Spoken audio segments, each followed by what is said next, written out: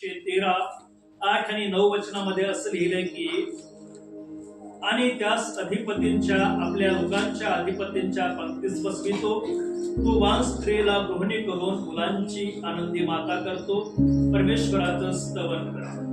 आम्ही स्तोत्र 113 याचं मनन करत की 4 किंवा 5 रेवर आपले झालेले आहे आणि स्तोत्र 113 याचं मनन करत हे आज आपण या संपूर्ण स्तोत्राचं आपण पूर्ण मनन करून थांबवणार आहे. आम्ही बघतो की स्तोत्र 113 आणि 7 ते 9 वचनांचा जो विषय होता की परमेश्वर दीनदुबळ्यास उचलतो, सन्मान देतो व बंधत्वाचे आनंदामध्ये पर्यावर्तन करतो किंवा रूपांतर करतो. आणि आम्ही बघतो की स्तोत्र 113चं जेव्हा आम्ही मनन करतो की आम्ही जे दानावर गीत गायलं की हालेलुया की हाले लो म्हणजे स्तवन करणे, याह म्हणजे परमेश्वराचं स्तवन करणं. आणि स्तोत्र 113 ते 118 जे 6 स्तोत्र आहे ते वल्लांडन सण असो, आम्ही बघतो की मंडपाचा सण असो, पेंटेकाचा सण असो किंवा हनुकाचा जो सण आहे त्याच्यामध्ये इस्रायल लोक आजबी गातात. स्तोत्र जे आहे स्तोत्रावरून त्यांची गीत आहे आणि तेच गीत ते आजबी गातात जेव्हा हे सण येतात. आणि आम्ही बघतो की तुमच्यासाठी माझ्यासाठी रोजचा सप्ताह सण आहे. इस्रायल लोक शब्बात असो शनिवार असो त्यांच्यासाठी सण आहे. हा रोजचा सप्ताहाला येणारा सण आहे. आणि आम्ही बघतो की जे 7 सण आहे सर्वात मोठे सण आहे ते सुद्धा सर्वात मोठे शब्दात पवित्र बायबलमध्ये म्हटले की मोठा शब्द. जेव्हा हे पवित्र सण येतात त्यांना मोठा शब्द म्हटलं आहे. आणि शब्दात म्हणजे तो सुद्धा सण आहे. तुमच्या आणि माझ्यासाठी हा रविवार सुद्धा काय आहे सण आहे. या सणामध्ये आम्ही संमिलित असावं, परमेश्वराचा आशीर्वाद प्राप्त करावं आमच्या व्यक्तिगत जीवनात, आमच्या पारिवारिक जीवनात, आमच्या लेकरांच्या जीवनामध्ये आणि आमच्या कामाच्या क्षेत्रात. ही देवाची इच्छा आहे. आणि आम्ही बघतो की पवित्र बायबलमध्ये परमेश्वराने त्याच्या आत्म्याद्वारे असं म्हटलं की 1600 वर्षाचा कालावधी की पवित्र बायबलचा जो लिहिण्याचा कालावधी तो 1600 वर्ष. या 1600 वर्षामध्ये 40 लेखक असं म्हटलं की हे लेखक साधारण होते, कोणी ज्ञानी होते, कोणी राजे होते, कोणी संदेष्टे होते, कोणी मासे धरणारे होते. ह्या सर्वांचा बॅकग्राऊंड जर बघितलं तर वेगवेगळा आहे. सर्वच हुशार नव्हते की नाही. राजा पदावर होता शलोमोन होता, दावीद होता. आम्ही बघतो की या सर्वांनी हे लिहिलेले आहे पण सर्वांचा विषय एकच आहे, तो म्हणजे परमेश्वर, प्रभू येशू ख्रिस्त आणि पवित्र आत्मा. संपूर्ण बायबलचं आम्ही बघितलं की एकच आहे. आणि बघतो की मुख्य एकच विषय तो म्हणजे उद्धार करणं, तारण करणं आणि देवाच्या सानिध्यात आणणं. हा बायबलचा उद्देश आहे. आणि जेव्हा आम्ही स्तोत्र 113 1 ते 9 वचनांचं अध्ययन करत आहे त्याच्यामध्ये देवाचं मन तुमच्या विषय असो, माझ्या विषय असो, या देवाचं मन आहे. तुमचं भलं व्हावं, तुम्ही आशीर्वादित व्हावं, तुमचे लेकरं आशीर्वादित व्हावं, तुमच्या जीवनातील समस्या दूर व्हाव्या. आम्ही फक्त जेव्हा संकटात, दुःखात, व्याधीत पडतो तेव्हा परमेश्वराचं स्मरण करतो. तुमचा आणि माझा परमेश्वर तुमचा आणि माझा जन्म होण्याच्या अगोदरपासून आमच्या आईच्या गर्भात असतानापासून तुम्हाला मला बघत. आज आम्ही ह्या भूमीवर किंवा या भूतलावर जिवंत आहे त्याचं कार्य काय आहे? परमेश्वराची दृष्टी तुमच्यावर आणि माझ्यावर आहे. म्हणून जेव्हा आम्ही स्तोत्र 113:8 वाचतो त्या 8व्या वचनात म्हटलं की तो असं म्हटलं की आणि त्यास अधिपतींच्या आपल्या लोकांच्या अधिपतींच्या पंक्तीस बसवितो. असं म्हटलेलं की परमेश्वर त्याच्या लोकांना अधिपतींच्या पंक्तीस बसवितो. जेव्हा आम्ही त्या ठिकाणी अधिपती हा शब्द बघतो इब्रानीमध्ये त्याला नैवेद्य म्हटलेले की नाही. नैवेद्य अधिपती असं म्हटलेलं की अधिपतीसाठी नैवेद्य हा इब्रानी शब्द आला आहे. आणि आम्ही बघतो की नादिम हा जो मूळ शब्द आहे नादिम याचं अनेक वचन आहे. योद आणि मेम आल्यानंतर अनेक वचन होतात इब्रानीमध्ये. कोणत्या अक्षराला शेवटले योद आणि मेम जर जोडला तर अनेक वचन होतं. पण आम्ही बघतो की नादिम हा मूळ शब्द आहे, एक वचन नादिम. आणि आम्ही बघतो की नैवेद्य म्हणजे अनेक अधिपती, एकच नाही सर्व अधिपती.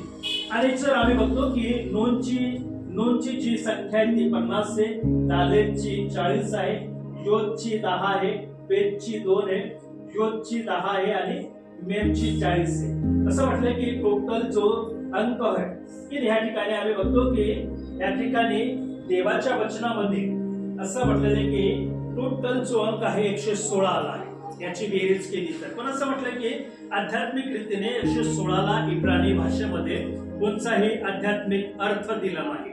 पण जर आम्ही पवित्र शास्त्राप्रमाणे बघतो की नोनला काय म्हटलेले की दरवाजा, द्वार, दरवाजा. आम्ही बघतो की नोन जीवनाचे प्रतीक आहे, नोन देवाच्या वचनाचं सुद्धा प्रतीक आहे आणि पुनर्स्थापना आणि विश्वासूपणाचं सुद्धा प्रतीक आहे. इब्राणी अल्फाबेट हे एका अल्फाबेटला 70 प्रकाश आहे. किती? 70. असं म्हटलं की एकूण 22 अल्फाबेट हे 22 अल्फाबेटला जर आम्ही विचार केला तर 70 प्रकाश आहे. इब्राणी एक रब्बी आहे, त्यांचं नाव विसरला.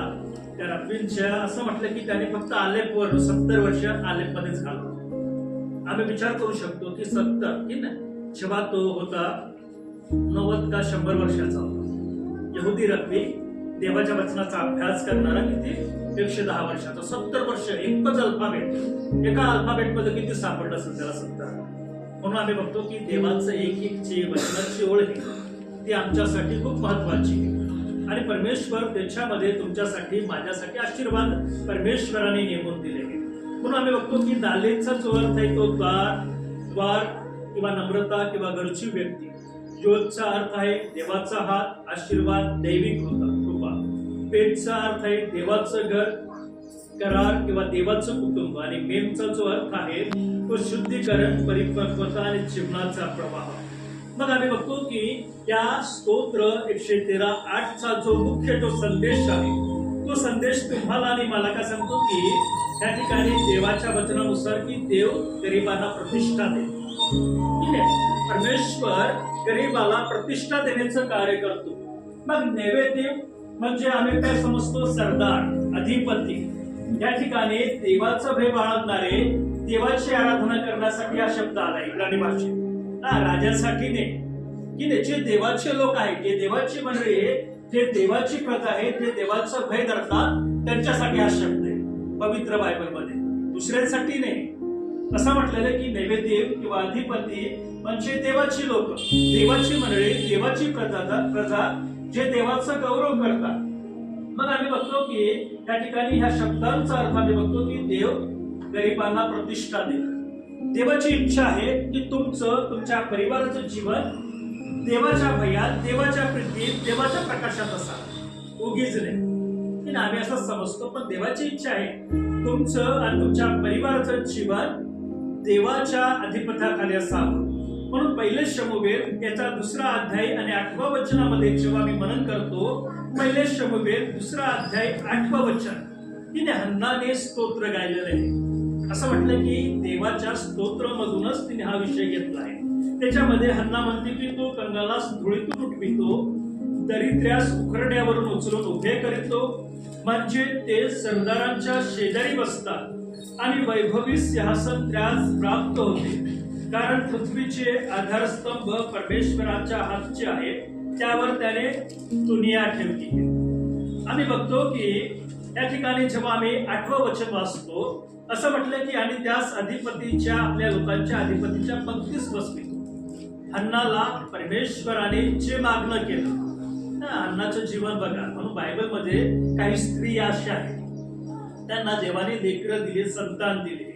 मग या ठिकाणी आम्ही बघतो की हन्नाच्या जीवनात परमेश्वराने चमत्कार घडवला. असं म्हटलं की जेव्हा ती देवाच्या भवनात शमूएलला घेऊन आली त्यावेळेस तिने देवाचं गौरव करताना म्हटलं की तो कंगालास धुळीतून उठवितो, दरिद्र्यास उखरड्यावरून उचलून उभे करतो.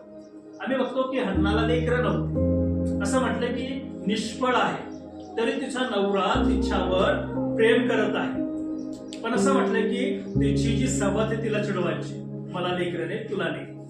की नाही, आम्ही बघतो की या जगामध्ये आज भी चालतात, लेकरं होत नाही त्यांना आज भी चिडवण्यात येतं. आणि आम्ही बघतो की त्या स्त्रीचं जीवन हन्नाच्या मार्फत, मग सारा असो, रेबिका असो, राहेल असो, किंवा आम्ही बघतो की हन्ना असो आणि जखऱ्याची बायको एलिशेबा असो, असं म्हटलेलं की अशा जगात होते.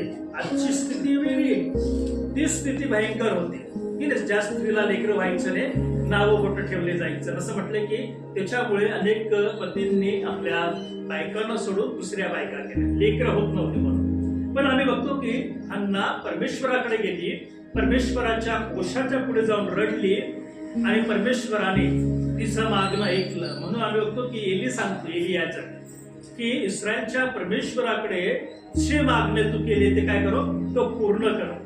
आम्ही बघतो की त्याच्यानंतर ती खिन्न राहिली नाही. देवाने तिला लेकरू दिलं, शमुवेल. असं वाटलं की शमुवेला नंतर अजून तिला 5 लेकरं दिलं देवाने. पण पहिले लेकरू जे झालं त्याने ती काय केलं, देवाच्या भवनात अर्पण करून दिलं. असं म्हटलेलं की 6 वर्षापासून संपूर्ण आयुष्य एलीचं, आपलं शमुवेलचं देवाची सेवा करण्यात गेलं. म्हणून आम्ही बघतो की ती सांगते का तिचं जीवनात असं म्हटलं की जो आनंद देवाने दिला. म्हणून असं म्हटलेलं की ती सांगते की परमेश्वराने मला धुळीतून उठवलं आणि असं म्हटलेलं की दरिद्र सुकरड्यावरून उचलतो आणि असं म्हटलं की सरदाराच्या शेजारी बसतो. जो सन्मान परमेश्वराने तिला दिला समाजामध्ये साधारण नव्हता की नाही. पूर्वीच्या आठवी ज्या स्त्रियांना लेकरं होत नाही त्यांना विचारायचं तुमच्या घरात काय चालतं, ते आपलं दुःख व्यक्त करा. तुम्ही जर प्रेमाने राहिले त्यांना समजवाल तर ते तुम्हाला सांगत त्यांची स्थिती काय आहे. त्या ठिकाणी आम्ही बघतो की ती सांगत आहे ज्या स्थितीतून उठली तिने स्तोत्राद्वारे देवाचं गौरव केलं आणि सांगितलं की मला परमेश्वराने कोणत्या स्थानावरून बसवलं आहे. असं म्हटलेलं की आम्ही बघतो की म्हणजे मग ते सरदारांच्या शेजारी बसला की अशा स्त्रीला आम्ही हळद लावू देईल का, हळद लावू देतात का, गपची बसली की नाही. विधवा बाया आणि ज्यांना लेकरं झालेले त्यांना हळद लावू देतात का, ते लावू देतात. क्रिस्ती समाजामध्ये हे लावले की नाही. असं म्हटलं की ज्यांचं लग्न झाले ज्यांचे लेकरं आहे त्या स्त्रियांना हळद हे करण्यासाठी बोलतात. म्हणून आम्ही बघतो की अन्नाचं जीवन ती स्पष्ट करते वचनांच्या माध्यमातून की परमेश्वराने मला कुठं होते मी की नाही. असं म्हटलं की सर्व सुख होतं, पैसा होते, पण आजूबाजूचे लोक, असं म्हटलं की आजूबाजूच्या लोकांचं ऐकून तिचं जीवन दरिद्र निराशेत होतं आणि परमेश्वराने तिला उचललं. जेव्हा ती देवाकडे आलं आणि देवाकडे येऊन तिने विनंती केली, परमेश्वराने तिला त्या स्थानावर उभं केलं. तर असं म्हटलं की कारण पृथ्वीचे आधारस्तंभ परमेश्वराच्या हातचे. जसं ज्या घराचे पाया, त्या पायांवर हे घर आहे की हे बिल्डिंग आहे, तसंच म्हटलेलं की संपूर्ण पृथ्वीचा आधारस्तंभ परमेश्वराच्या हातात की नाही. कोणत्या कुठे कोणाला हलवायचं, कुठे पाऊस पाठवायचा, कुठे आजार पाठवायचे, देवाच्या हातात. म्हणून असं म्हटलेलं की त्यावर त्याने संपूर्ण जगाला ठेवलेले आहे की नाही. जे पाया परमेश्वराने रचला त्याच्यावर जग आहे. असं म्हटलं की कोणत्या सापावर, नागावर नाही की नाही, कशावर नाही, देवाच्या हातात आहे. देवाने जे पाय नेमले त्याच्यावर संपूर्ण जग आहे. पुन्हा जेव्हा आम्ही वाचतो यशाया 32:8 मध्ये त्या ठिकाणी देवाच्या वचनात असं म्हटलेले की यशाया 32:8 मध्ये पण तो थोर पुरुष की नाही, पण थोर पुरुष थोर गोष्टी योजितो, पण थोर गोष्टीला धरून राहतो. थोर पुरुष जर आम्ही सोप्या भाषेत बघितलं की थोर पेक्षा असं म्हटलेले की उदार मनुष्य, जो उदार आहे, असं म्हटलं की ज्याला देण्यासाठी. म्हणून आम्ही जेव्हा त्या ठिकाणी नैवेद्य या शब्दाला बघतो, या शब्दामध्ये म्हटलेले की हा फक्त हा शब्द नैवेद्य श्रीमंत किंवा सत्ताधारी व्यक्तींसाठी नाही. उदार मनाचा श्रीमंत असं म्हटलं की राजांसाठी वापरलेला, असं म्हटलेलं की श्रीमंत व्यक्तीसाठी वापरलेला आहे. हा कोणत्या राजकारणीसाठी हा शब्द नाही आलेला आहे. त्या ठिकाणी हा शब्द आलेला आहे देवाच्या लोकांसाठी, देवाच्या मंडळीसाठी, देवाच्या प्रजेसाठी जे देवाचे भय बाळगतात आणि असं म्हटलं की ज्यांचे चरित्र चांगले देवाच्या दृष्टीने त्या लोकांसाठी नैवेद्य शब्द आला आहे. म्हणून आम्ही बघतो की या ठिकाणी असं म्हटलं की थोर पुरुष थोर गोष्टी करतात, उदार व्यक्ती, देवाचे लोक, देवाची मंडळी, देवाचा परिवार, असं म्हटलं की उदार मनाचे व्यक्ती, असं म्हटलं की तेच देवाचा गौरव करू शकतात. थोर गोष्टी कोणाच्या आहेत? देवाच्या आहेत, पुरुषाच्या नाही. असं म्हटलं की जगात जितके थोर व्यक्ती झाले त्यांच्या विषयी म्हणत पवित्र शास्त्र देवाच्या मंडळीसाठी, तुमच्यासाठी, माझ्यासाठी उदार शब्द आलेला आहे, ज्याला नैवेद्य म्हणतो.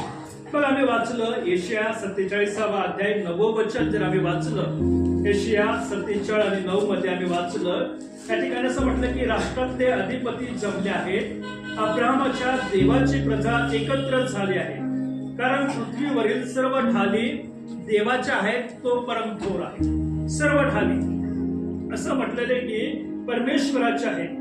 राष्ट्रातले अधिपती जमले आहे की नाही. राष्ट्रातले किती अधिपती थोर लोक जमले, अब्राहमाच्या देवाची प्रजा एकत्र झाली. म्हणजे देवाची मंडळी, देवाची प्रजा जेव्हा एकत्र होते तर असं म्हटलं की कारण पृथ्वीवरील सर्व ढाली देवाच्या. तुम्ही आणि मी जेव्हा एकत्र जमतो, तुम्ही आणि मी अधिपती देवाच्या दृष्टीने असं म्हटलेलं की तुम्ही आणि मी देवाची प्रजा आहे, ज्याच्यासाठी हा शब्द आलेला आहे.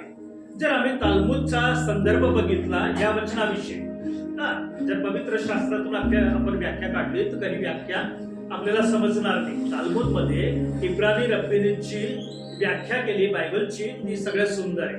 आणि त्या ठिकाणी आम्ही बघतो की बाबा बत्रा म्हणून 9वा आणि 10वा अध्याय की नाही. तालमुद मध्ये जर आम्ही बघितलं की प्रत्येक पुस्तक आहे, जर आम्ही उत्पत्ती बघितलं, 2 सेक्शन आहे तालमुद पुस्तकामध्ये. पहिला अध्याय ए, पहिला अध्याय बी, 2 अध्याय आहे, पण एकाला ए आणि एकाला बी सेक्शन म्हणून त्यांनी दिला आहे. जसं आम्ही उत्पत्तीचा पहिला अध्याय एकच आहे, पण तालमुदच्या पुस्तकामध्ये 2 अध्याय आहे. पहिल्या अध्यायावर 2 आहे, एक ए म्हणून आहे आणि एक बी म्हणून आहे. त्याच्यामध्ये आम्ही बघतो की बाबा बत्रा म्हणून जो एक पुस्तक आहे तालमुद मध्ये, त्याच्यामध्ये 9वा आणि 10वा अध्याय ए सेक्शन मध्ये असं म्हटलेलं आहे की, असं म्हटलं की यहुदी रब्बी शिकवतात की दान सर्वात मोठ्या धार्मिक कर्तव्यापैकी एक आहे. दान देणं सर्वात मोठं कर्तव्य आहे की नाही. तुमच्या शेजारी कोणाच्या शेजारी मुसलमान मी अशा सर्व समाजामध्ये राहिलेला आहे की नाही. त्यांचा जेव्हा सण येतो सगळ्यात जास्त दान धर्म करतात, चेबी बनवतात. पहिल्या जे शेजारी राहतात दुसऱ्या धर्माचे त्यांना देतात. तुम्ही देतात का क्रिसमसला? लोक हलवतात. आमचं राहतं तेव्हा आम्हाला सर्वात बनवून घेऊन जावं लागतं. माझ्या पत्नी पहिले बोलते की इतके इतके लोक ते फोन करतात की ना, आम्ही त्यांच्याकडे जाऊन त्यांना ते देतो. आम्ही त्या लोकांमध्ये राहिले. मुसलमान लोक जेव्हा त्यांचे उपवास चालतात पहिले शेजारच्यांना आणून देतात. आम्ही मुसलमान लोकांमध्ये राहिलो, सर्व जाती धर्मांमध्ये राहिला म्हणून मला माहिती आहे. आणि या ठिकाणी बायबलची शिकवण आहे.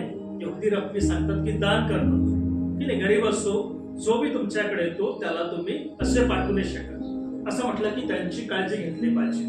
म्हणून आम्ही बघतो की उदार मनुष्य देवाच्या कार्यात सहभागी हो. उदारपणे, उदार म्हटले की चांगल्या मनाचा, ज्याला देवाचं पाहे, जो देवाचं वचन वाचतो, देवाच्या वचनाप्रमाणे चालतो.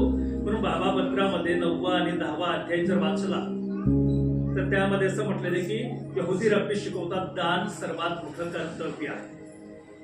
म्हणून इस्रायल लोकांना परमेश्वराने म्हटलं की सगळा दशमांश कुठे आणा? भांडारा.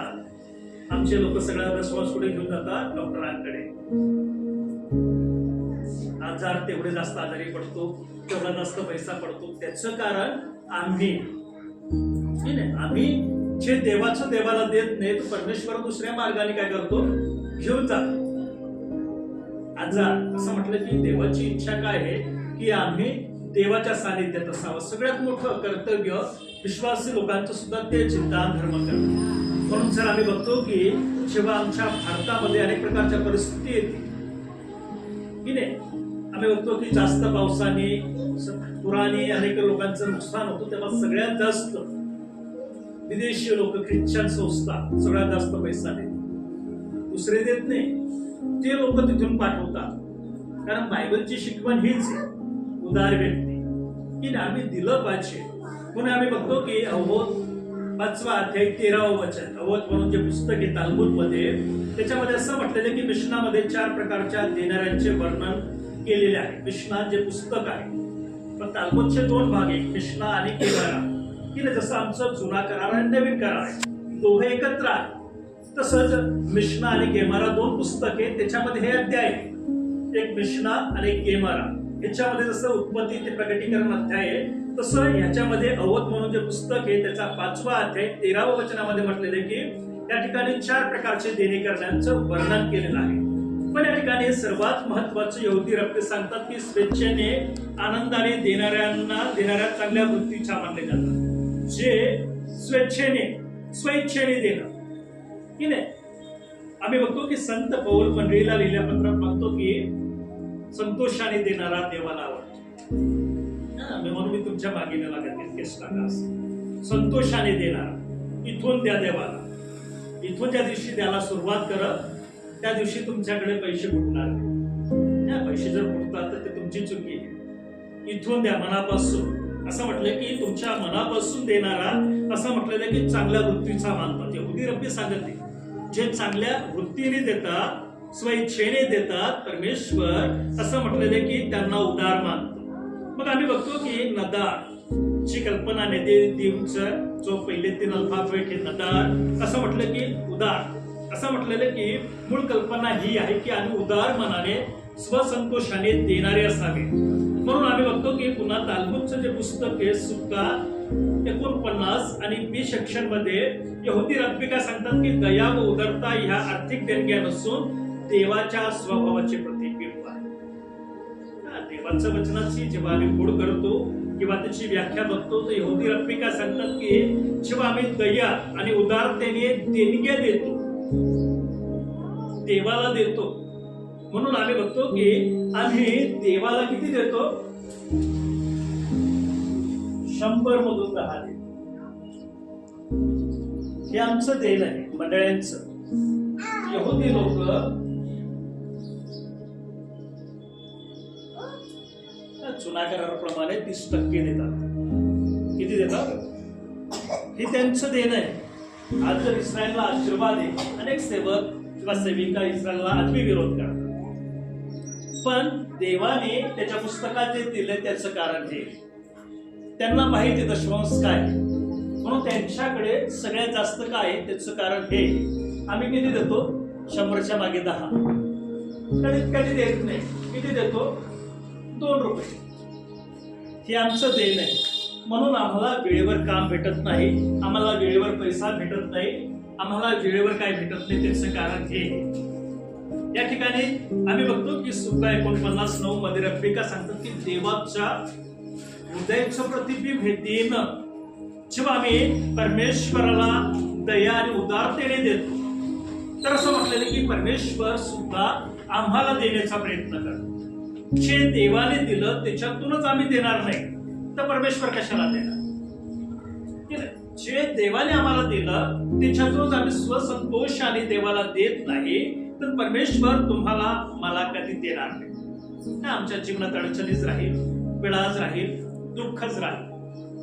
या ठिकाणी आम्ही बघतो की जे राशी बायबलचे सर्वात हुशार व्यक्ती राशी की नाही, राशींचा उल्लेख इब्रानी पुस्तकांमध्ये केलेला आहे. असं म्हटलेलं की राशींच्या ह्याच्याप्रमाणे नैवेद्य म्हणजे इस्रायलचे प्रतिष्ठित देव, जो नैवेद्य आहे देवाचे पवित्र लोकांसाठी हा शब्द वापरला आहे. मग तुमच्यासाठी माझ्यासाठी तो शब्द आहे की नाही. देवाचे पवित्र प्रजांसाठी हा शब्द वापरला आहे नैवेद्य. मित्रास तेहलीम नुसार असं म्हटलं की देव केवळ गरिबी दूर करीत नाही. आम्ही गरीबच आहे तर त्याचं कारण काय आहे तुम्ही ओळखायचा. या ठिकाणी असं म्हटलेलं की मित्रास तेहलीम नुसार देव गरिबी दूर करीत नाही तर व्यक्तींची प्रतिष्ठा, ओळख, सन्मान पुनर्स्थापित करतो. हे देवाच्या वचनात आहे. या वचनांची व्याख्या काय म्हटलेली की परमेश्वर गरिबीच दूर नाही करत, आम्हाला गरीबच राहत नाही, आम्हाला प्रतिष्ठेमध्ये आणतो, उंच पदावर नेतो. असं म्हटलेलं की परमेश्वर तुमची आणि माझी ओळख निर्माण करतो लोकांमध्ये. आणि असं म्हटलेलं की आम्हाला सन्मानाच्या स्थानावर उभा करतो, आमचा सन्मान करतो, आम्हाला प्रतिष्ठित करतो, आम्हाला उंच पदावर नेतो. त्याचं कारण देवाचं वचन आहे. अनेक विश्वासी परिवार, विश्वासी कुटुंब काय आशीर्वादित झालं नाही कारण आमचा परिवार इथे असणं गरजेचं की नाही. मेंढवाड्यामध्येच मेंढर नाही तर परमेश्वर कसं काय आशीर्वाद आहे? पती चर्च मध्ये, पत्नी लेकरं घरी, पत्नी चर्च मध्ये, लेकरं घरी, पत्नी घरी, पती घरी, लेकरही घरी. आशीर्वाद का नाही देत परमेश्वर? प्रत्येकाने आपले लेकर असो कसे बी असो सोडून इथे आणलेच पाहिजे. सर तुम्ही सांभाळत नाही तर असं म्हटलेलं की परमेश्वर तुम्हाला सांगितलं. म्हणून म्हटलेलं की मुलगा असो मुलगी असो त्यांचं कारण की नाही. मी जिथे बी गेला, माझी जिथे बी ट्रान्सफर झाली, माझ्या लेकरांना मी बाहेर जात असताना माझी पत्नी चर्चमध्ये घेऊन गेली. संडे स्कूल असो, तरुण संघ असो, सर्व क्षेत्रात ते संती राहिले. माझ्याकडे पैसे नव्हते त्यांच्या शिक्षणासाठी. त्यांना जेव्हा नर्सिंगला टाकायचे होते देवाने सोय केली त्यांची. त्याची माझी गाडी हे मी प्रार्थना करत होतो. माझी बहीण केव्हाचे सांगितले घेऊन घे. मला माहित होतं लेकरं कुठे बी घुसल आणि ऍक्सिडेंट करत. जेव्हा माझा मुलगा नर्सिंगला गेला तेव्हा माझ्या बहिणीला सांगितलं की आता मला गाडी. तिने पैसे दिले होते 1.5 लाख दिले होते. त्याच्यातून मी 50% तिने दिले, 50% मी भरून 1 वर्षात गाडी नील केली. ही प्रार्थना म्हणूनच जास्त गाडीला जास्त ऍक्सिडेंट बी नाही झाले तिची. मी पडलाय पण ती गाडी जशी तशी अजून. मला कधी कधी विचारतात जेव्हा मी बाहेर जातो, सर ही गाडी नवीन घेतली का? 5 वर्ष झाले. त्याचं कारण मी प्रार्थनेने मागितली, अशीजने मागितली. प्रार्थना करून मागितली ती. माझ्या लेकरांसाठी आज मी प्रार्थना करतो, मंडळांसाठी प्रार्थना करतो, मित्रमंडळीसाठी प्रार्थना करतो, जे माझ्या संधी शिकत होते त्यांच्यासाठी प्रार्थना करतो. हे देवाचं प्रतिफळ आहे. त्या ठिकाणी आम्हाला बघतो की परमेश्वर गरिबी दूर करत नाही, आम्हाला एक प्रतिष्ठा देतो. आम्हाला असं म्हटलेलं की एक ओळख निर्माण करून देतो, सन्मान देतो. तुम्ही कशाबी असो, परमेश्वर समाजामध्ये, शांतीमध्ये, तुमच्या एरियामध्ये तुम्हाला सन्मान दिल्याशिवाय राहणार नाही, तुमची ओळख निर्माण केल्याशिवाय राहणार नाही. तुम्हाला त्या पदावर परमेश्वर बसवा. आम्ही बघतो की अब्राहम कोण होता? साधारण व्यक्ती होता. पण आम्ही बघतो की देवाने त्याच्या बाबेलमधून, आजच्या वर्तमान काळातील इराकमधून त्याला काढलं आणि एक राष्ट्र बनवलं. असं म्हटलं की साधारण व्यक्ती आज एक पवित्र राष्ट्र त्याला निर्माण केलं. पण परमेश्वराचं कार्य हे वचनानुसार.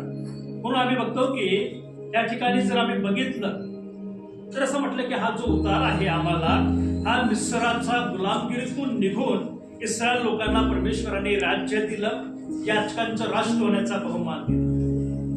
नाही असं म्हटलं की इस्रायल लोक मिस्रामध्ये होते, गुलामगिरीमध्ये होते. जर आम्ही वाचलं निर्गमाचं पुस्तक ह्याच्या 19वा अध्याय आणि 6वं वचन, या 6व्या वचनात असं म्हटलं की पण तुम्ही मला याजक राज्य आणि पवित्र राष्ट्र व्हा. पहिला भाग जर वाचला निर्गम 19वा अध्याय 9वं वचनामध्ये, पण तुम्ही मला याजक राज्य आणि पवित्र राष्ट्र. इस्रायलला सर्व मंडळ्या, संपूर्ण जगातील ज्या मंडळ्या आहेत ते काय सांगतात? पवित्र राष्ट्र, पवित्र प्रजा आणि याजकांचं राज्य. ज्या ठिकाणी याजक वर्ग होते, एक शिस्त होती. असं म्हटलेलं की जगात काहीच नसताना जी शिस्त होती, जे कायदे होते, जे नियम होते, फक्त इस्रायल लोकांकडे होते. त्यांचं बघून सर्व जगातील लोकांनी शासन ठरवलं. शाळा असो, कॉलेज असो की नाही, समाजात एक कायदा, एक बंधन कोणी आणलं? इस्रायल लोक घेऊन आले. दुसऱ्यांकडे नव्हते हे कायदे. संविधान बी इथूनच आले की नाही. एखाद्या संधी गोष्टी करत तुमचे डोके खाऊ. संविधान, रूल, नियम सर्व समाजासाठी, शांतीसाठी इस्रायलने दिलेले. तुम्ही मेने दिले, कोणी मोठ्या पुरुषाने दिले नाही. असं म्हटलं की परमेश्वराने तुमची आणि माझी निवड केली, हे तुमचं आणि माझं सर्वात मोठं आशीर्वाद. म्हणून आम्ही बघतो की आध्यात्मिक शिकवण, या 8व्या वचनाची जी आध्यात्मिक शिकवण आहे, ती शिकवण काय सांगते की देव नम्र जनांना उंच करतो. असं म्हटलं की खरी प्रतिष्ठा देवाच्या कृपेने मिळते. जो सन्मान आहे, जी ओळख आहे, जे उंच पद हे परमेश्वराच्या मुळे तुम्हाला आणि मला मिळते. पण असं म्हटलं की उदारता देवाच्या स्वभावाचं प्रतिबिंब आहे. नेतृत्वाचा पाया नम्रता, दया व न्याय. हे सर्व अधिपती ज्याचा उल्लेख केलेला आहे, म्हणजे परमेश्वर तुम्हाला मला प्रतिष्ठा देण्याची इच्छा आहे, उंच ठिकाणी बसवण्याची त्याची इच्छा आहे. पण आम्ही निवडायचे की नाही. आता आम्हाला काय म्हटलं की मधल्या झाडाचं खायचं आज्ञा होती. ती आज्ञा त्यांनी पाळायची होती. तुम्हाला मला करती जाणते आहे. देवाच्या भवनात एकठं नाही यायचं. आमचा परिवार, आमचे लेकरं देवाच्या भवनात पाहिजे. हा देवाचा आशीर्वाद आहे. आमचे लेकरच नेत्र येणाऱ्या दिवसामध्ये तुमचे लेकरं कुठे जाईल. म्हणून पवित्र बायबलमध्ये काय म्हटलं की संतान कोणी दिलेलं धन आहे, त्याचा नाश केला तर मग तुम्ही तुमचा लेकरून दारू पिऊन व्यसन करून मारामारी करून त्याचा खून झाला तर त्याची जबाबदारी कोणावर आहे? मारणाऱ्यावर का तुमच्यावर? ज्याने खून केला का, ज्याने जो खून करतो त्या पोराचा, तो खून करणारा का तुम्ही? खून कोण करतो? आई बापच करतो. आई वडिलांची जिम्मेदारी आहे. आणि असं म्हटलं की तुमच्या लेकरांना तुम्ही आणत नाही, तुमच्या तरुणांना तुम्ही येऊ देत नाही, तर सर्वात जास्त खून करणारे परमेश्वर तुम्हाला घेत का? आमची इथूनच आई वडिलांची ही जे म्हणून आम्ही बघतो की अब्राम आणि इसाकाला शिकवलं, इसाकाने याकोबाला शिकवलं, याकोबाने त्याच्या मुलांना शिकवलं, उगीजीने शिकवलं. त्यांचं जे जर आम्ही केशारमध्ये वाचलं तर त्यांचं इतिहास दिलेला आहे. शिकवलं त्यांना देवाचं भय, देवाचे नियम, देवाच्या आज्ञा. आम्ही बघतो की सर्वात मोठी घटना आम्ही पुन्हा बघतो ती म्हणजे हाबेल आणि काईन. असं म्हटलं की आदाम हवाने शिकवलं होतं त्यांना देवाला रक्त अर्पण करणं, प्रथम कोकरू निवडणं, त्याचं रक्त देणं. असं म्हटलं की जे शिकवलं तेच करणं गरजेचं होतं. पण काईनाचं अर्पण देवाने मान्य नाही केलं. जे शिकवलं देवाने आदामाला तेच त्यांना शिकवलं. तर तुमचं आणि माझं कर्तव्य तेच आहे. या वचनानुसार परमेश्वर तुम्हाला मला संदेश देतो की परमेश्वर गरीब दीन व्यक्तीला उचलून सन्मानाच्या स्थानावर बसवितो. असं म्हटलं की जो संदेश आहे आध्यात्मिक तो म्हणजे परमेश्वर त्याच्या मंडळीला, त्याच्या लोकांना, त्याच्या प्रजेला असं म्हटलेलं की उचलतो, सन्मानाच्या जागेवर बसवितो. म्हणून आम्ही बघतो की बायबल असो, तालमूद असो किंवा यहुदी रब्बींची पुस्तकं असो, यामध्ये असं म्हटलं की खरी महानता ही संपत्ती किंवा पदामध्ये नाही. खरी संपत्ती धनामध्ये नाही, पदामध्ये नाही, तर तुमच्या आणि माझ्या स्वभावातील उदारता, नम्रता, न्याय आणि देवाच्या भयामध्ये खरी संपत्ती. पद आणि तुमची प्रतिष्ठामध्ये नाही, तुमच्यामध्ये देवाचं भय, देवाविषयीचं न्याय, नम्रता आणि देवाच्या भक्तीत आहे सर्वात मोठं. मग आम्ही दुसरं पद वाचतो स्तोत्र 113:9. यामध्ये असं म्हटलं की तो वान स्त्रीला गृहिणी करून मुलांची आनंदी माता करतो, परमेश्वराचं स्तवन करा. की ह्या ठिकाणी असं म्हटलं की तो वान स्त्रीला. दुसरा शब्द पवित्र बायबलमध्ये आलाय तो म्हणजे वान. वानसाठी आम्ही ह्या ठिकाणी बघतो की एकेरेत म्हणून शब्द आला आहे. एकेरेत म्हणजे असं म्हटलं की वंद्या स्त्री जी लेकरं प्रसवू शकत नाही तिच्यासाठी एकेरेत शब्द आला आहे. मग एकेरेमध्ये 4 इब्रानी अल्फाबेट. आई म्हणजे डोळा किंवा आध्यात्मिक दृष्टी, खूप म्हणजे पवित्रता, देवाजवळ जाणे, रेश म्हणजे प्रमुख किंवा नवीन सुरुवात, आणि ताव म्हणजे आम्ही बघतो की करार किंवा पूर्णता, पूर्तता म्हणजे परिपूर्ण करण्याची गोष्ट. या ठिकाणी आम्ही बघतो की या ठिकाणी याची जी संख्या लिहे ती सुद्धा पवित्र बायबलमध्ये 770. याला आध्यात्मिक अर्थ इब्रानी कल्चरमध्ये, इब्रानी पुस्तकमध्ये दिलं नाही. पण जर आम्ही बघितलं ह्याच्यामध्ये की ह्या ठिकाणी आध्यात्मिक जो सत्य हे वचन एकेरेत आम्हाला शिकवतो की नाही. एकेरेतचा अर्थ आम्ही जेव्हा बघतो अपत्यहीन स्त्री, जिला लेकरं होत नाही. दुसरं फळानं देणारी स्त्री. तिसरं आम्ही बघतो की मानवी दृष्टीने आशाहीन अवस्थित असलेली स्त्री. डॉक्टर किंवा समाजाचा दृष्टिकोन, जिला लेकरूच होणार नाही की नाही, जिला लेकरूच होत नाही असं म्हटलं की अशा स्त्रीविषयी एकेरेत हा शब्द आलेला आहे. पण आम्ही बघतो की अकेरेचा अर्थ पुन्हा एक आला आहे, तो मूळ म्हणजे आकार. आकारचा अर्थ काय आहे की उपटून टाकणे किंवा निष्फळ असणे. आणि पवित्र शास्त्रामध्ये आम्ही बघतो की एका धन्याने आपल्या शेतामध्ये अंजिराचं झाड लावलं. दाखला दिलेला आहे, प्रवेश ख्रिस्ताने सांगितलं. असं म्हटलं की 2 वर्ष बघतो, मोठं होऊन गेलं, 2 वर्ष झाले की नाही. 2 वर्ष मालकाने, त्या शेत मालकाने बघितलं आणि माळ्याला सांगितलं काय काय तोडून टाक, कापून टाक आणि आगीत जाळून टाक. माळी काय सांगतो की 1 वर्ष वाट बघा मला. आणि असं म्हटलं की जर फळ देत नाही काय करा, उपटा आणि फेका. फळ आम्ही बघतो की झाड तुम्ही प्रतीक,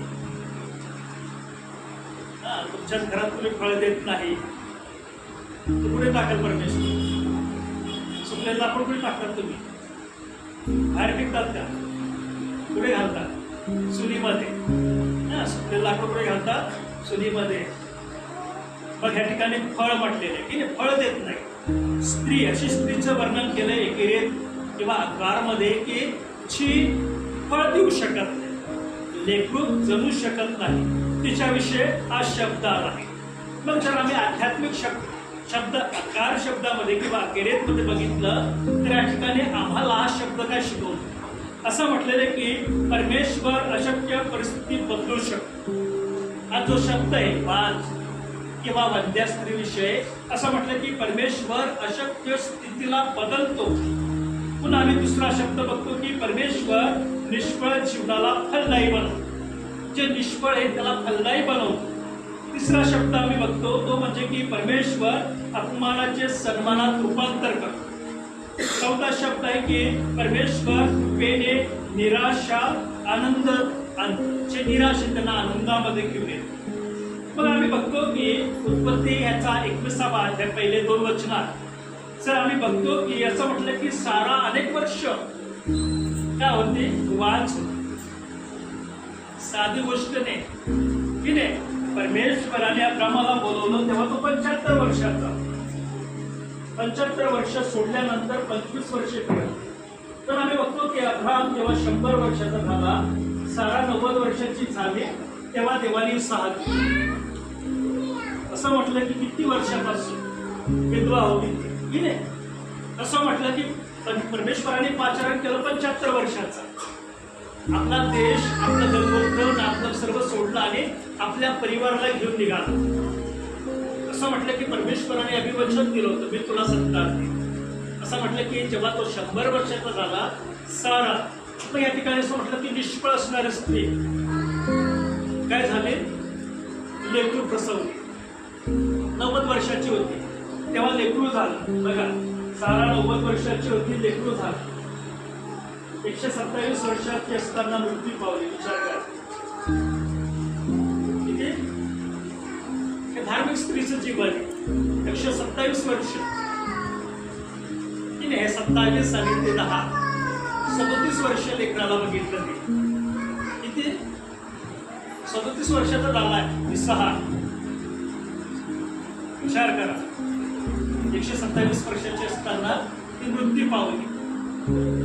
मग आम्ही बायबलमध्ये बघतो स्तोत्र आपलं उत्पत्ती 21वा अध्याय 19 आणि 20 मध्ये आपण बघतो की उत्पत्ती 21वा अध्याय पहिल्या आणि दुसऱ्या वचनामध्ये आम्ही वाचतो तेव्हा असं म्हटलेलं की सारा अनेक वर्ष वांझ होती आणि असं म्हटलं की देवाने तिला इसहाक दिला. वांझ होती, म्हातारी झाली, 90 वर्षाची म्हातारी. आता दिल का? जन्म होईल का 90 वर्षाची? 90 वर्षाची क्वचित होतात. तशा अगोदरच अनेक स्त्रिया मृत्युमुखी पडतात. पहिले शमूएल याचा पहिला अध्याय 19-20 मध्ये आम्ही बघतो की अन्न सुद्धा वांझ होती. हे बायबलचं उदाहरण आहे. असं म्हटलं की वांझ होती आणि परमेश्वराने तिच्या कांतीचं उत्तर दिलं आणि देवाने तिला लेकरू दिलं. शास्त्री याचा 13वा अध्याय 2 आणि 3 वचन जर वाचलं त्या ठिकाणी आम्ही बघतो की मानव आणि त्याची स्त्री सुद्धा वांझ होते की ते मानवाची स्त्री वांझ होती आणि देवाने तिला असं म्हटलेले की शमशोन दिलं. हे महान पुरुष आहे ज्यांना हे लेकरं झालेला हे साधारण लेकरं नाही. जे वांझ स्त्री देवाच्या चरणी बसती, देवाची आराधना करते, जेव्हा ती देवाजवळ मागते तिचे लेकरू साधारण नाही राहत. हे बायबल सांगतं आम्हाला. बायबलची सिद्धांत आम्हाला सांगतो की साधारण लेकरं नाही. आम्ही बघतो की साराचा मुलगा इसाक साधारण नाही. असं म्हटलेलं की रिबिकाचा मुलगा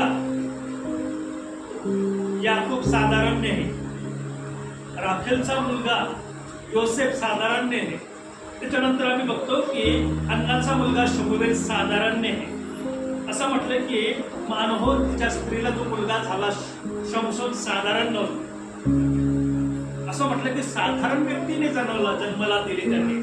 किंवा त्यांना ज्यांच्या पोटी जन्म झाला ते साधारण नव्हते. असं म्हटलं की त्या पदावर देवाने त्यांना ठेवलं. निष्फळ समाजामध्ये त्यांची चेष्टा केली जायची, त्यांना धुळीसारखे समजलं जायचं, कचरा.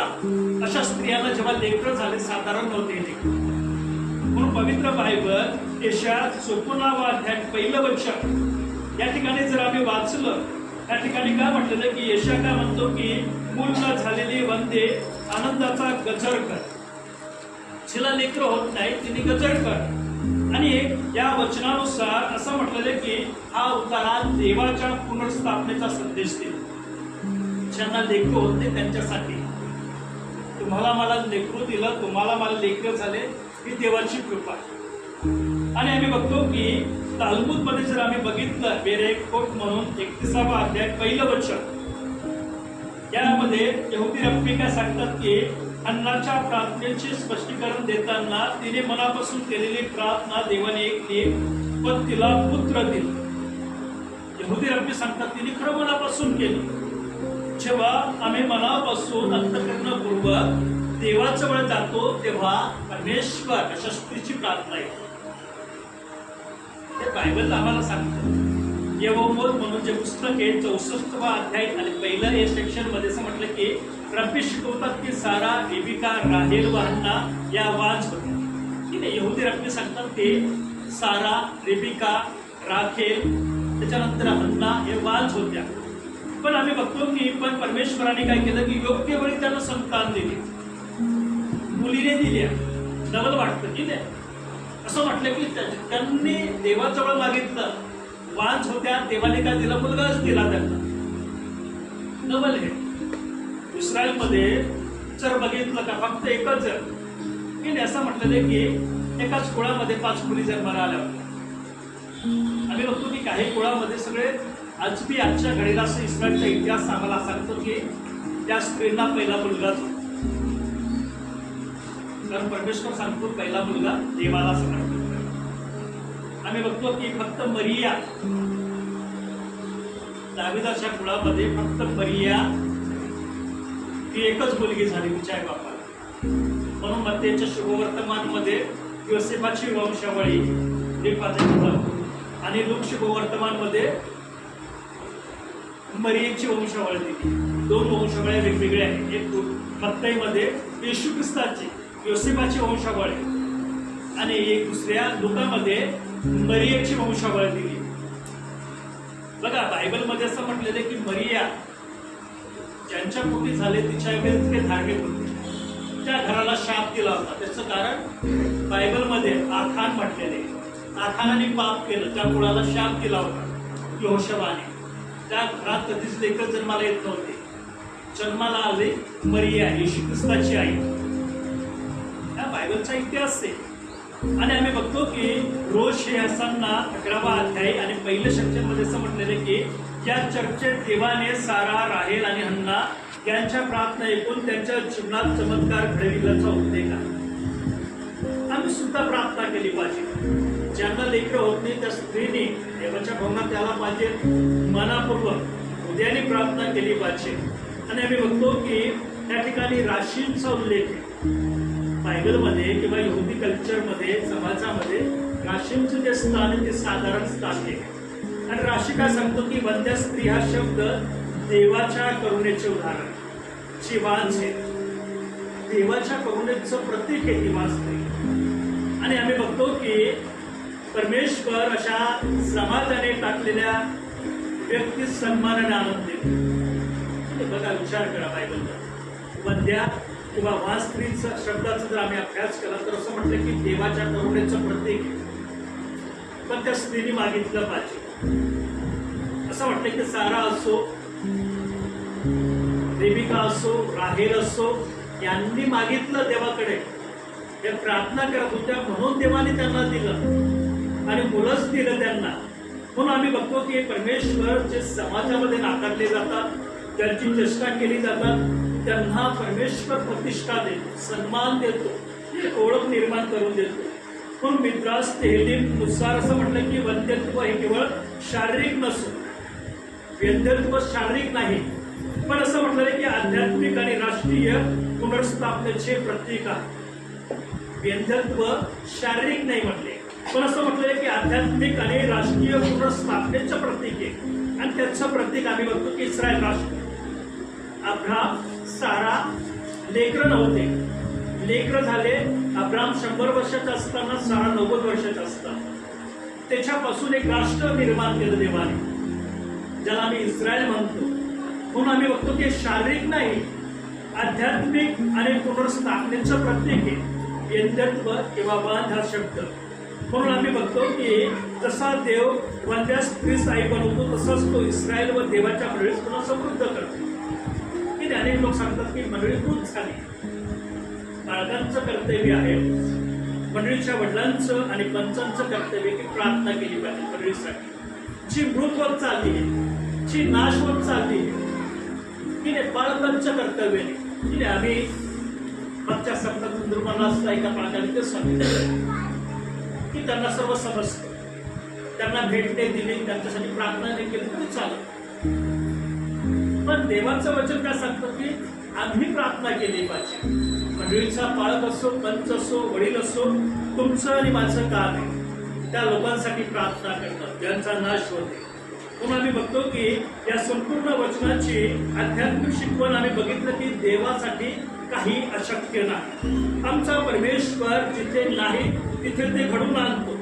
असं म्हटलं की तुमचा आणि माझा परमेश्वर तुमच्या आणि माझ्या अपमानाचं रूपांतर करतो सन्मानामध्ये. तुमचा आणि माझा परमेश्वर जेव्हा आम्ही प्रार्थना करतो, विश्वास ठेवतो, तो योग्य वेळी उत्तर देतो. की नाही, परमेश्वर योग्य वेळी उत्तर देईल. तुम्ही जगातील किती चांगला संदेश का आणा, चमत्कार करणारा आणा, परमेश्वर नाही करत. चमत्कार परमेश्वर करतो, भविष्यवाणी परमेश्वर करतो. परमेश्वराच्या इच्छेच्या विरुद्ध जो भविष्यवाणी करतो तो सेवक नाही, संदेश का नाही. आजच्या संदेशाकडे जातो, रोज भविष्यवाणी करतात दिसत. त्यांना भविष्यवक्तेने म्हटले. जर तुम्ही इब्रानीमध्ये नबी हा शब्द चिरफोड केली, देवापासून आलेला संदेश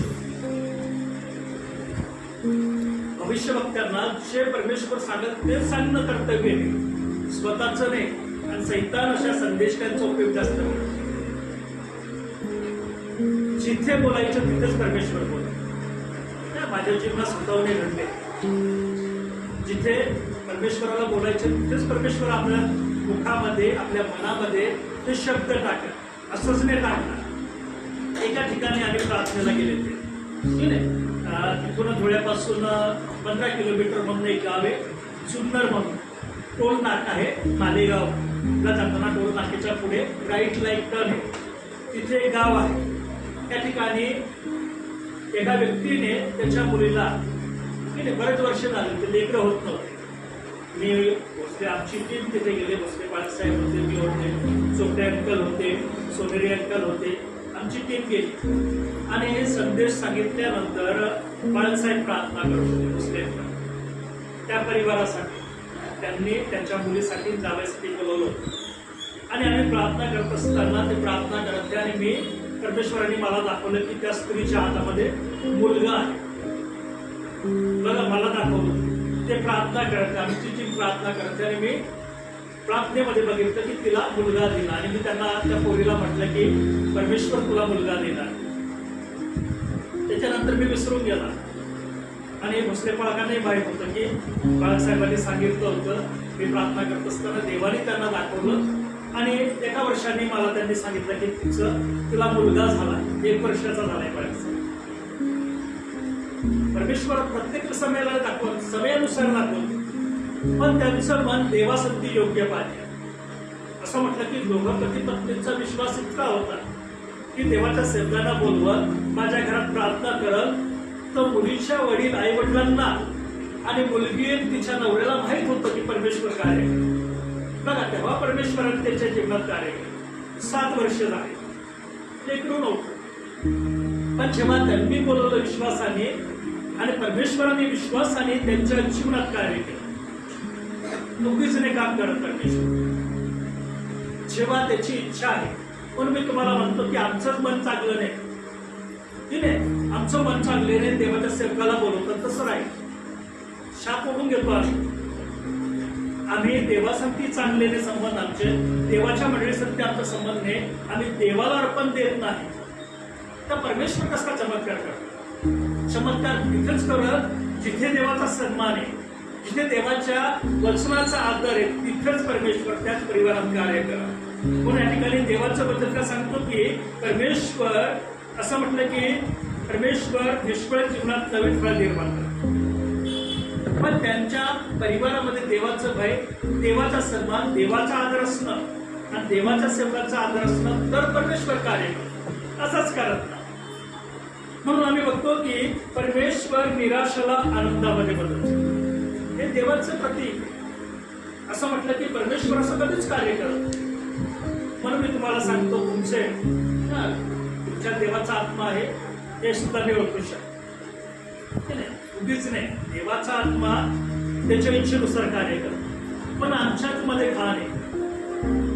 आम्ही शिव्या देतो, आम्ही भांडणी करतो, आम्ही एकमेकाच्या चुगल्या करतो, तर देवाचा आत्मा राहील का आमच्या आत्म्यात? करण्यावर राहतात का तुम्ही? करणं आहे जवळ खूप घाण आहे, तिथे घर बांधतात का? घर बांधतात का? विचार करा, सांगा. जिथे उखरणं आहे तिथे खूप भारी वास आहे, तिथे घर बांधलं का तुम्ही? देवाचा आत्मा पुढे राहतो. तिथे देवाचा सन्मान आहे, देवाचा आदर आहे, देवाचा गौरव आहे, देवाचा सन्मान आहे, तिथेच त्याच परिवारामध्ये परमेश्वर कार्य करतो. हे वचन सांग. म्हणून म्हटलं वचन नीट वाचा, नीट वाचा करा, त्याच्याप्रमाणे चाला, तरच देवाचा आत्मा कार्य करा. असाच नाही कार्य करा. भविष्यवक्त्यांमध्ये असंच नाही कार्य करा. जे भविष्यवक्ते असेच कार्य करत आहे ते भविष्यवक्ते नाही, ते वचनानुसार नाही. स्वतःची प्रतिष्ठा की नाही, स्वतःचेच निवडलेले लोक उभं करतात आणि साक्ष द्यायला लावतात. एक्शन करतात ते, वाकडे पायाची, वाकडे हाताची, वाकडे तोंडाची एक्शन एकतर सर्व, आणि ते साक्षी लोकांना दाखवतात. चुकीचं आहे. परमेश्वर जेव्हा काम करतो, जिथे त्याचा सन्मान होते, जिथे त्याला आदर दिले जाते, जिथे त्याचं वचन ऐकलं जातं, जिथे त्याची आराधना केली जाते, तिथेच परमेश्वर कार्य करतो. म्हणून आम्ही बघतो की संपूर्ण वचनांचा आध्यात्मिक अर्थ आम्ही बघतो की परमेश्वर त्याच्या लोकांची पुनर्स्थापना करतो. स्तोत्र 113 1 ते 9 वचनामध्ये आम्ही बघितलं, या ठिकाणी असं म्हटलेलं की परमेश्वर पुनर्स्थापना करणार आहे. परमेश्वर असं म्हटलेलं की तुमच्या माझ्या जीवनात त्याचं सामर्थ्याचं प्रतीक आहे. परमेश्वर त्याच्या पवित्र वचनानुसार किंवा यहुदी परंपरेनुसार तुमची आणि माझी स्थिती बदलतो. तुमच्या माझ्या परिवारामध्ये, तुमच्या माझ्या लेकरांच्या जीवनामध्ये, आमच्या मंडळीमध्ये पुनर्स्थापना करतो. जेव्हा त्याला सन्मान दिला जातो, जेव्हा आम्ही त्याला आदर दिला जातो, जेव्हा आम्ही त्याचा गौरव करतो, तेव्हाच परमेश्वर तुमच्या आणि माझ्या जीवनामध्ये कार्य करतो. परमेश्वर या वचनाद्वारे तुम्हाला आणि मला आशीर्वादित करू. आपण सर्व